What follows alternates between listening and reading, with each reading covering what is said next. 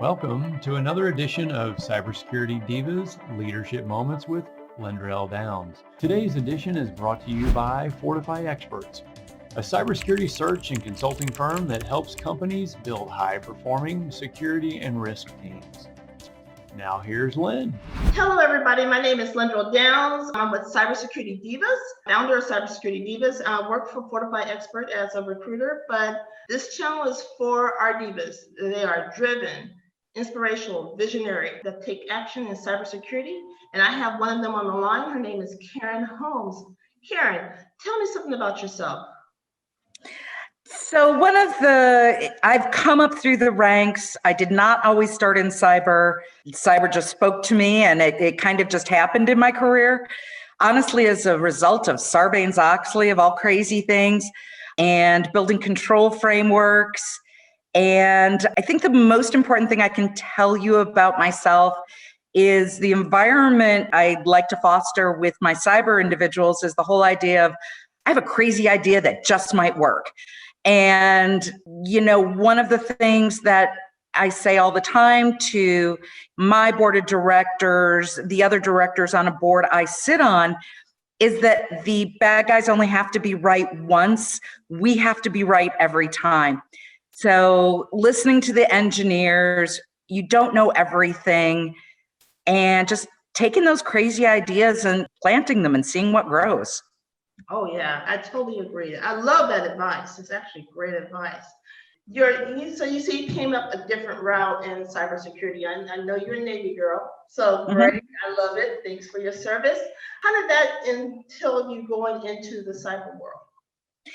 So it really started with, as I said, Sarbanes-Oxley. I was working in banking at the time, Basel II, banking accords, and just really understanding what controls we had in place over financial reporting and over personally identifiable information, and really building that framework inside cybersecurity for the organization I was working for. And then my next organization was promoted into a director role, and cyber came under me in that space and really started digging deep into it. And again, starting planting those seeds of, well, that's the way we've always done it, but that's 20 years old. What's new? How can we consolidate? How can we automate? And that's just continued to progress until my latest role is CISO at TrueBlue Incorporated. So it was a little bit iterative, but always enjoyed poking things with a stick and really looking at, how do we know? Where are the controls in place? And how do we control our environment without hamstringing and handcuffing everybody in the organization? I mean, we can build the most secure network on the planet, but no one would be able to use it, right? But it's super secure, but you can't do your job. So it's finding that balance to yes, where you're secure, you're compliant, you're meeting the privacy regulations, but people can still do their jobs. Right. And that's, again, where the crazy idea comes in, because you can't be the power of no. You've got to be that person to, let's figure out a way to yes. Oh, okay. I love that. That's actually great advice. During your career, did you have many mentors? So I've had some great mentors, great female and male mentors. But one of the greatest pieces of advice I could give anybody coming up is, don't just look at the really great leaders you've worked for. Look at the really crappy people you've worked for too. And I've actually almost learned more from some really bad leaders I've worked for. And that really, more than anything else, evolved my leadership skills. Because when you're working for somebody who's just really awesome, you don't really think about it. Right. But you think about the person who's like, why is this person in this job? And why don't they listen? And, I remember a particular incident where I was literally standing in front of my CIO telling him, this is a problem. This is a huge security problem. And the director over the application's like, she's just making a big deal out of it. It's not a big deal. And then it quickly became a big deal. And he looked at me and said, why didn't you tell me? And I was like, no. I told you. I was literally standing in your office, jumping up and down. And he made the comment of, well, you should have let me know it was really important and not just important. So again, that's just taking that and always listening to that dissenting voice, because he wasn't listening to the dissenting voice in that conversation until it blew up in our face. So take from the instances where you worked for somebody who you felt failed you, and make sure you don't fail your people in the same way. You'll find your own ways to fail, you know? Hey, yeah, I do understand that one. What has been your greatest challenge in your career? Making security a priority earlier in my career as far as the organization goes. I mean, security is like your auto insurance. You don't really think about it until you need it, and then you realize you have crappy coverage, and now you don't have a car. So, you know, getting leadership and boards of directors to invest in cybersecurity, because it doesn't generate revenue, right? It doesn't enhance the user experience or the sales experience or whatever it is. It's just expected to be there, very much like your auto and homeowners insurance or your healthcare, until something catastrophic happens and then you realize you weren't covered. So it's striking that balance between letting people know how important this is, realizing the repercussions of it, you know, and not scaring people so much that all of a sudden you're buried in consultants because they don't think you can do your job. So there's a balance act there, but that has been the biggest challenge throughout my career, is just getting executive leadership and boards of directors to buy in to the importance of it. I will say in the last 3 years, I have had kind of the textbook picture perfect board to work with, because they've listened, they've, you know, been on board with what I'm doing and have been supportive every step of the way. So it's kind of been that dream team for me, where it's like they're listening and they're hearing what I'm saying and they're looking at the data that I'm providing.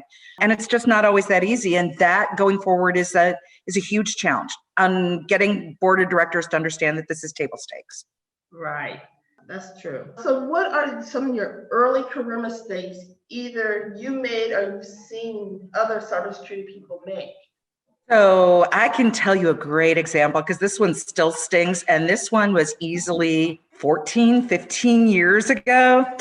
I had the CTO ask me to, you know, really do a breakdown and some serious analysis on monitoring.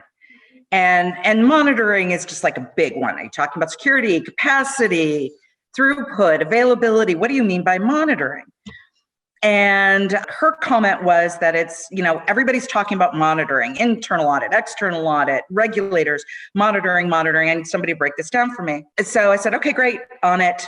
Kind of went old school, just kind of mapped our existing monitoring against the 7-layer model. What are we doing at each of the 7 layers? Presented it to her. And she said, great, let's just get this documented, work with everybody. And then I went to her senior vice presidents with it. It's like, okay, she said, you know, to make this happen. And it was a shitstorm coming down on top of me from these senior vice presidents who were like, you should have talked to us first. Why didn't you talk? Are you trying to take over monitoring? And first, I had sent them my analysis. I did ping them and say, do you guys want to talk about this before I give it to the CTO? Crickets were chirping. There was absolutely nothing. So I'm like, okay, silence is acceptance. Big mistake, big, huge. So I ended up having to do these smaller meetings with these people, say, not trying to take over monitoring. What we've got here is tribal knowledge. We need to document it. That's all I'm proposing. And everybody was so spun up. And it was strange because it was obvious as I was meeting with them, they hadn't even read my analysis. So in retrospect, before I gave it to the CTO, I should have sat down with the senior vice president, walked them through my analysis. Just expecting them to respond was not sufficient. I should have printed it, set it on a table, and walked them through it. Personally, I think that shouldn't be required. But in this case, it was like, I knew these people, I should have done it. Yeah, I understand. It's happened to me before. I think it's happened to everybody. And it's just making sure you've got that connection with them. Right. So that a senior leader doesn't feel like they're being pantsed in front of their boss. Yeah, I get it. So how have you been able to reach the level that you are in this male-dominant world? I got a great compliment from my CIO once. I was the only female director. And we were in his weekly staff meeting, and he made a comment, and it was slightly off color. It wasn't anything like call HR, but he's like, "Oh, Karen, I'm sorry, I forgot you were here." And I'm like, "What do you mean?" And he goes, "Well, I don't think of you like a woman." And he goes, "Wait, that came out wrong." And I said, "No, actually, that came out exactly right. You know, you don't think of me as the female leader on your team. You just think of me as one of the leaders on your team." So I said, "Don't apologize. That was perfect." And I guess one of the whole things, it's a bigger issue about unconscious bias and just taking your emotions out of it when you meet people and hoping that they do the same and take their bias out of it, because you can't lead people if you've made assumptions, and they won't follow you if you've made assumptions. Right. So, I mean, it's just a bigger unconscious bias thing, and just try to take your emotions out of it. And people will surprise you, both in good ways and bad ways. Not all surprises are pleasant, but taking my bias out of it and making sure that okay, they're going to look at me as the woman in the room, so I've just got to be a badass. No, just walking into the room and not making assumptions about them and just assuming they're going to accept me for who I am and accept me for what my skill set is. Not assuming that I'm going to walk in there and do combat. You know, it's like, go ahead, underestimate if they do, but take your own bias out of it first. Right. That's actually great advice. What advice would you actually give a mid-level security analyst who's aspiring to be a leader or a director, or even like yourself or a CISO? What advice would you give them in their mid-level? Find something small that you can lead and get in front of your leadership and say, "Hey, you know what? We're going to roll out a mobile device solution. You know what? I want to take this on. I want to start looking at tools. I want to start doing some analysis on this, and I want to lead this initiative." No one's going to assume you want to lead. You have to ask. And, you know, if you don't express that interest, everybody's going to be assuming that you're happy playing with the dark arts, working with your tools, staying up all night reading, you know, threat feeds. And that's okay, and that's great. But if you want to lead, you've got to let people know, I want to lead. So give me this thing. The blast radius is small. You know, if I screw it up, great. You know what? I screwed it up. I learned something today. But show that you can lead and express the interest that you want to lead. No one's going to come and knock on your door and say, "Hey, do you want to be a CISO someday? Come on with me. I'll teach you everything you need to know." You have to let people know that this is what you want. Right. Great advice. We'll take it off topic a little bit. All right. What is the last show that you've been watched on TV? Dexter. Dexter. I love it. I love that show.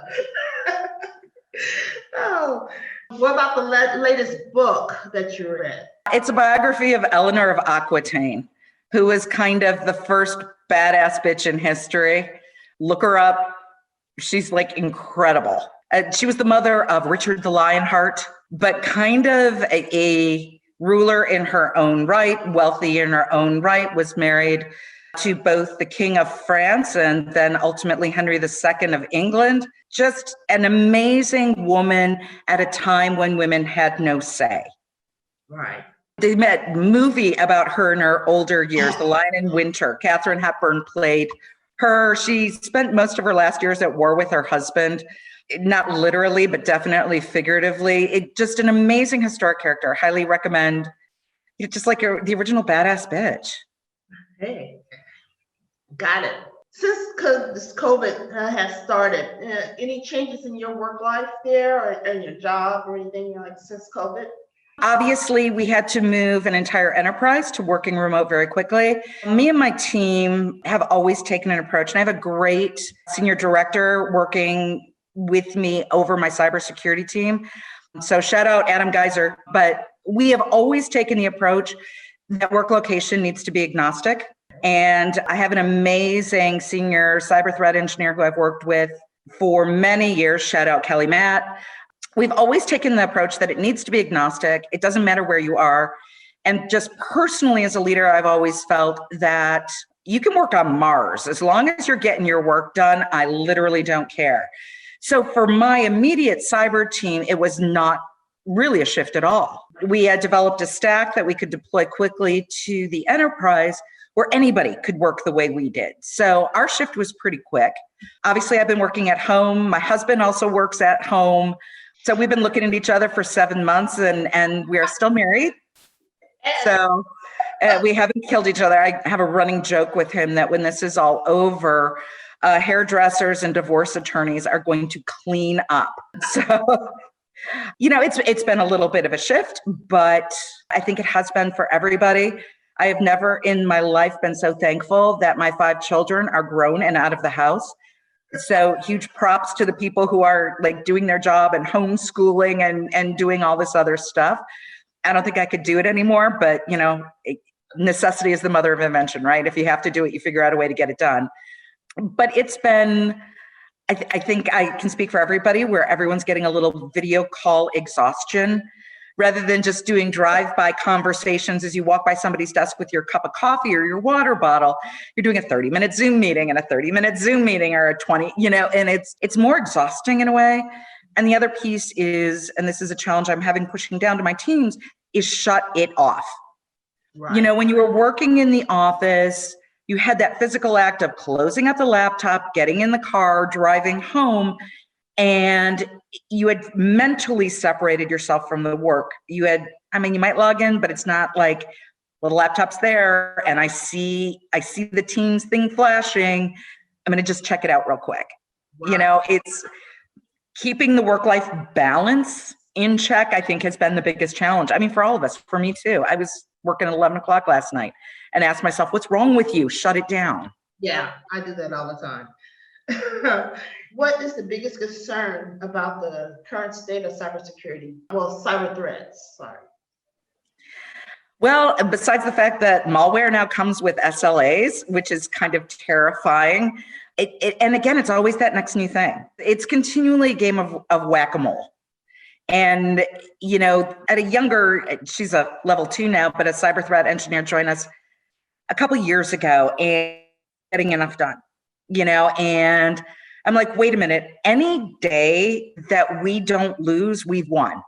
So stop putting so much pressure on yourself and just really focus on, hey, the Seattle Times is not in the lobby asking to speak to me. So for me, that was a successful day. My name's not in the media. A successful day. It's always going to change. It's never going to be static. This is a journey. Being secure is a journey, not a destination. You're never going to get there, right? Because there's always some eager beaver out there who's going to try to figure out a new way to do ransomware and a new way to get inside your environment and a way to get around MFA and SSO. And, it's a never ending journey, but it's job security. So true. What are the people or employers not doing enough of to keep the cyber threats at bay? Really educating the end user. I know, we've got mandatory cyber training and, we do little emails and posters and things like that. It's hard to get the end user to really appreciate that they are the front line. It really looks great if, you can talk about 0 days and malware and all these things, but it takes one user to do a dumb and it can take your whole enterprise down. And it really just foundationally, you're training them to do their job, but really foundationally making sure that that end user clearly understands about encrypting email and what don't you put in email and why don't we save things locally on our machines and it's really that end user. Don't click on the pop-up that says call Microsoft, you're infected. Guess what? Microsoft isn't calling you. It's not Microsoft. So just training that end user, because that helps them in their private life as well. Right. And their personal emails. So they're the first line of defense, and getting to that end user so they pause and think before they click is the biggest thing. Yes, I totally agree. Take it off channel one more time. What is your favorite podcast? I don't listen to podcasts. Really? I don't. If I've got time to just chill and do a thing, I actually tend to just read a book and just step away from all technology and like a paper book. Hey, Yeah. same here. I was using Audibles at one time. And I said, no, I'm go back to my book. It's different. I did too. I had Audible for a while and I'm like, no, I want the reading experience. So when I want to get off, it's away from all technology. All right. Yeah. Last question. Okay. What do you see the biggest opportunity to improve security? Biometrics. Let's get rid of passwords. Let's get rid of, certificates and biometrics. Biometrics are the thing that I'm not saying it can't be replicated, but is going to ultimately be the most difficult. Biometric authentication, whether thumbprint, retinal scan, whatever. I think the idea of, okay, that's it, we're secure. I mean, that's an illusion. And I don't think we'll ever be fully secure, but I really think the next wave and where we really need to push ourselves is authentication through biometrics. All right. Great advice. Well, Karen, I want to tell you thank you for being the diva you are, for being the person you are. You're great, and you have great advice. Any last things that you would like to say? No, just keep fighting the good fight, people. And like I said, the biggest thing, bar none, whether you're a leader, whether you're coming up, keep an open mind, get rid of your bias, listen to other ideas. No one person knows it all, but as a group, we are smarter than any one of us is alone. So true. Thank you, Karen. I really appreciate everything. Thank you. Yes, you're great. Happy to be a diva. Yes.